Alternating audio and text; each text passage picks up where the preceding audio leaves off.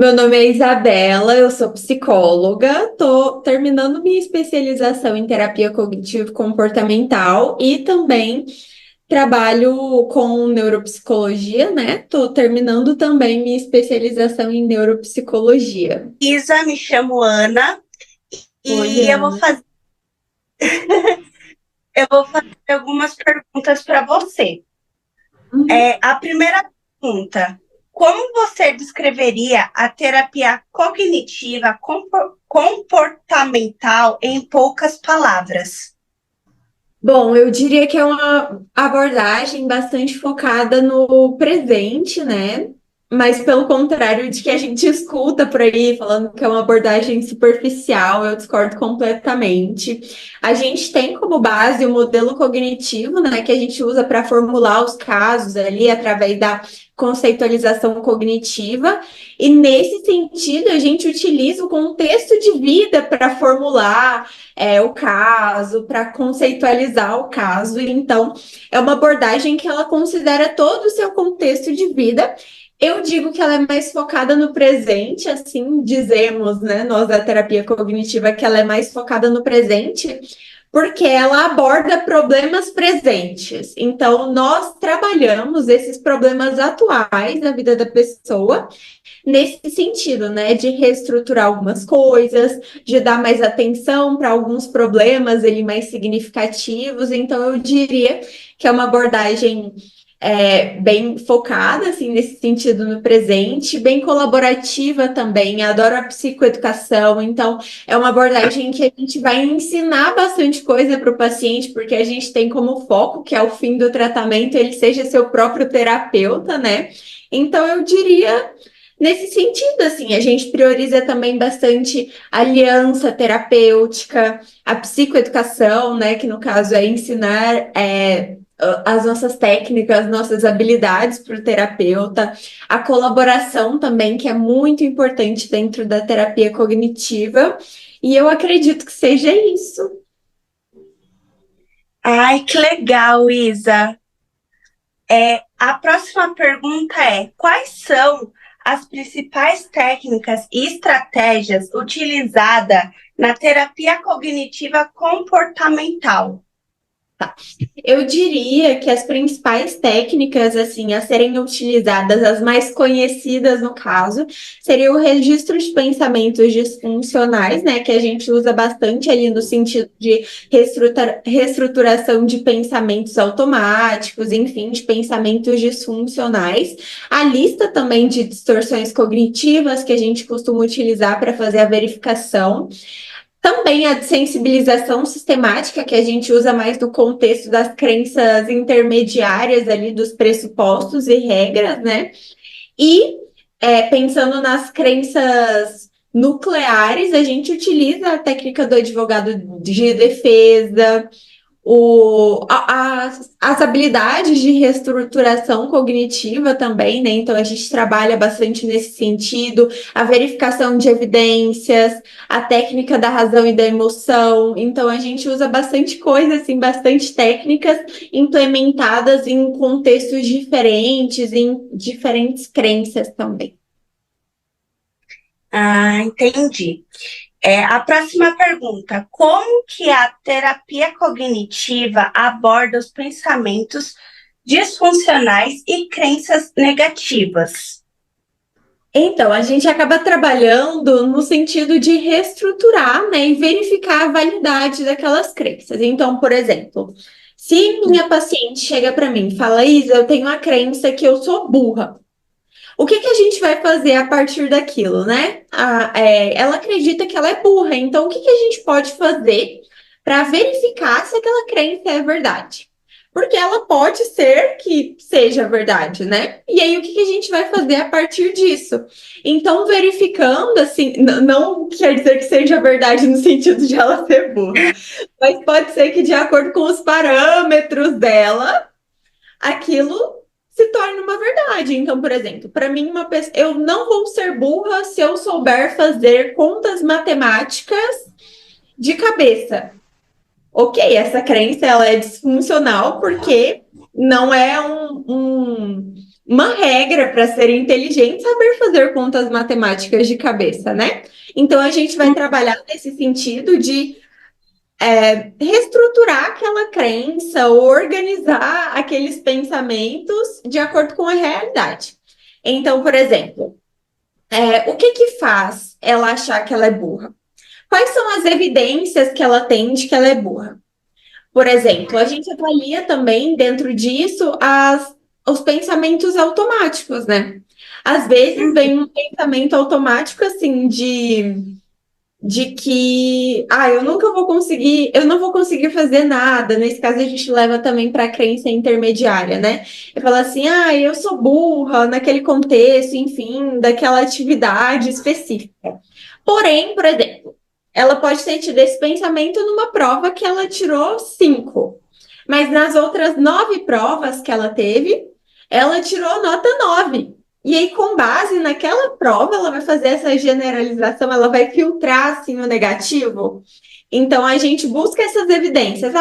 Ok, você acha que você é burra porque você tirou 5 nessa prova. Mas e as outras provas? E aí a gente busca essas evidências para provar para essa pessoa, para essa paciente, né, no caso para essa cliente, como preferirem falar, que talvez essa crença não faça tanto sentido na vida dela, né? Eu acredito que a gente usa as crenças mais nesse sentido, e os pensamentos a gente utiliza bastante o RPD para reestruturar mesmo. Não, não reestruturar, eu acho que reestruturar a gente usa mais para as crenças, mas para buscar respostas racionais para aqueles pensamentos, né? Verificar Sim. se faz sentido ou não, enfim. Ok, eu trouxe livros para indicar para vocês e eu queria ter falado desse livro, a gente acabou passando na parte das técnicas. Esse livro, ele é muito bom, tem Que bastante legal. para vocês trabalharem. Ele é só de técnica, então tem muita técnica no livro.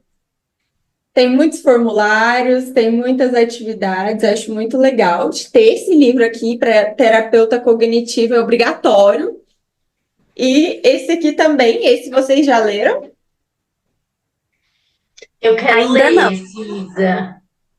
Esse aqui é fundamental. O primeiro livro que vocês vão ler para estudar terapia cognitiva é esse aqui, tá bom? Tá bom. Podemos prosseguir. A próxima pergunta: qual a importância da relação terapêutica na prática da terapia cognitiva comportamental? Então, a relação terapêutica, ela é um fator comum, né, da terapia cognitiva, assim, eu acredito que de toda terapia a gente precisa estabelecer um bom vínculo com o nosso paciente para que a gente desenvolva ali aquela confiança necessária, para que você passe segurança para o paciente do que você está aplicando. Então, nesse contexto, faz todo sentido um bom vínculo terapêutico, né, uma boa aliança ali. E a gente pode pensar também que, se o paciente não confia em mim, ele muito provavelmente não vai aderir ao que eu estou sugerindo para ele, não vai se sentir acolhido, não vai se sentir vinculado a mim. E isso tudo é bastante importante, né? Se a gente pensar assim num bom processo terapêutico, em bons resultados, enfim, e demonstrar também essa vulnerabilidade ali para o paciente, de entender que para que ele entenda, né, que ele pode contar com você, que você se compadece também daquelas emoções difíceis, que você entende, que você tem esse intuito de acolher mesmo e ajudar ele. Eu acredito que para mim, assim, a aliança terapêutica é um dos principais fatores, um dos principais pilares, tanto que eu mantenho, mesmo tendo uma assistente, uma secretária, eu mantenho o primeiro contato de todas as pessoas que me buscam diretamente comigo, justamente para ter esse vínculo e esse acesso, sabe?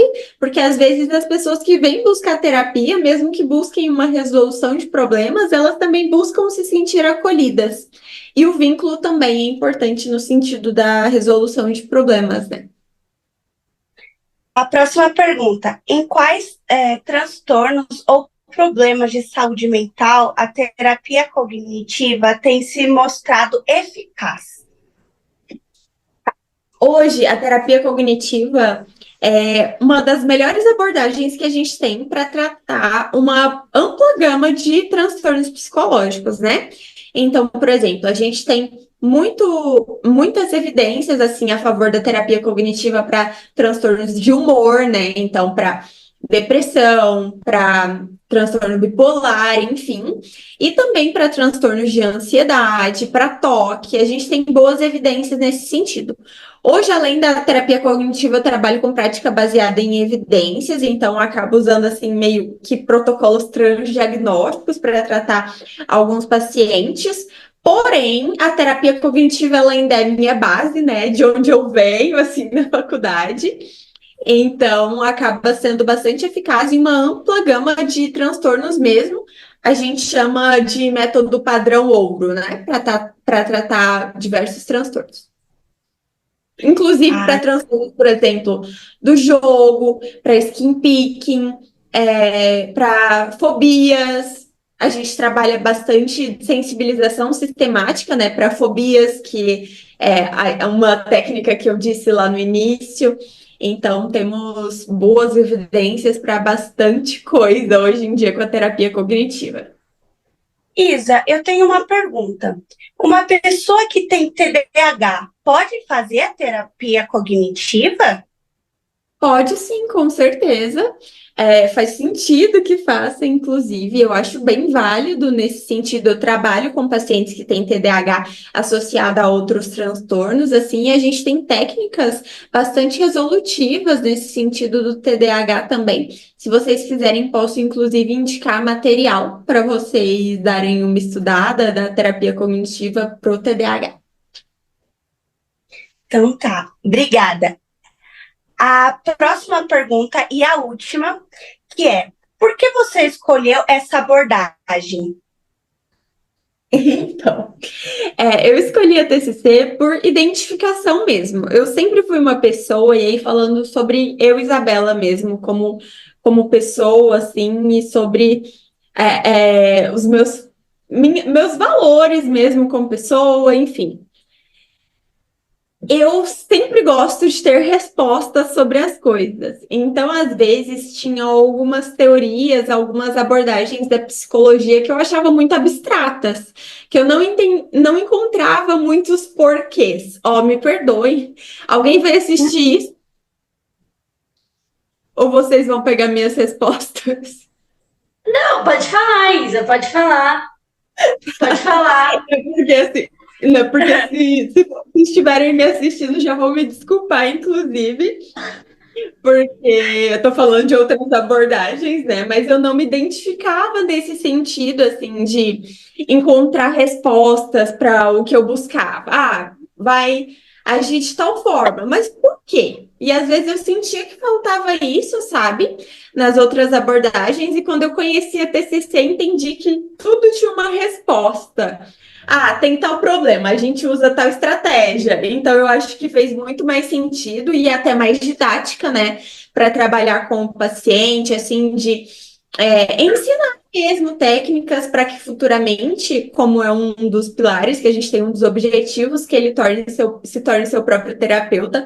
Não sei se foi falado isso para vocês na faculdade, mas quando eu digo de se tornar o seu próprio terapeuta, é desenvolver habilidades para lidar com os problemas pelos quais você buscou terapia.